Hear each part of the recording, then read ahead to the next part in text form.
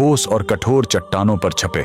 ये साक्षात भगवान श्री कृष्ण के रथ के पहियों के निशान हैं, जो आज भी बिहार के राजगीर में चीख चीख कर महाभारत की गवाही दे रहे हैं। लेकिन सोचने वाली बात यह है कि आखिर भगवान को ऐसी क्या जल्दी थी कि उनके रथ की भयंकर रफ्तार से पत्थर भी मोम की तरह पिघल गए। दरअसल इसका कारण था एक ऐसा खूंखार राजा जो रावण से भी ज्यादा खतरनाक और भगवान शिव का परम भक्त था, जरासंध। उसने दुनिया भर के 95 से ज्यादा राजाओं को हराकर अपनी जेल में बंदी बना रखा था। उसकी एक खौफनाक प्रतिज्ञा थी। वो पूरे 100 राजाओं को पकड़कर एक ही रात में उन 100 राजाओं की बलि भगवान महाकाल के चरणों में चढ़ाने वाला था। इन्हीं निर्दोष राजाओं की बलि रोकने के लिए भगवान श्री कृष्ण भीम और अर्जुन के साथ इतनी भयंकर स्पीड में राजगीर पहुंचे थे कि उनके रथ के पहियों की रगड़ से इन पहाड़ों पर जो गहरे निशान बने वो आज तक नहीं मिटे। राजगीर पहुंचकर श्री कृष्ण ने सीधा जरासंध को कुश्ती के लिए चुनौती दे दी। जरासंध ने भीम के साथ लड़ना चुना, लेकिन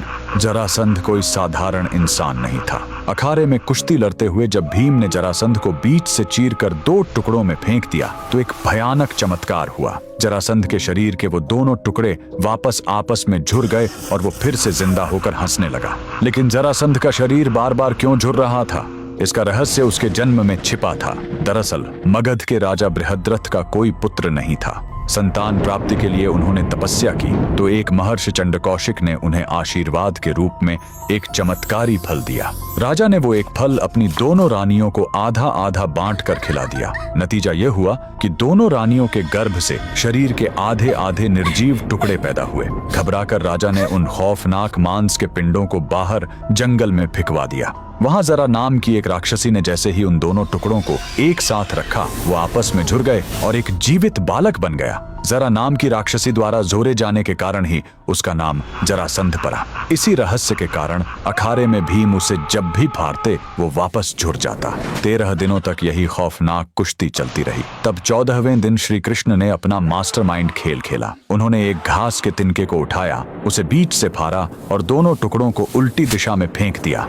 भीम तुरंत भगवान का इशारा समझ गए। उन्होंने जरासंध को फिर से बीच से फाड़ा, लेकिन इस बार दाएं हिस्से को बाईं तरफ और बाएं हिस्से को दाईं तरफ फेंक दिया। उल्टी दिशा में होने के कारण वो टुकड़े कभी दोबारा नहीं जुड़ पाए और शिव के उस खूंखार भक्त का हमेशा के लिए अंत हो गया। आज भी राजगीर के वो रथ के निशान साबित करते हैं कि नारायण की लीला के आगे कोई नहीं टिक सकता। अगर आप भी श्री कृष्ण के भक्त हैं तो कमेंट में पूरे जोश के साथ लिखें, जय श्री कृष्णा।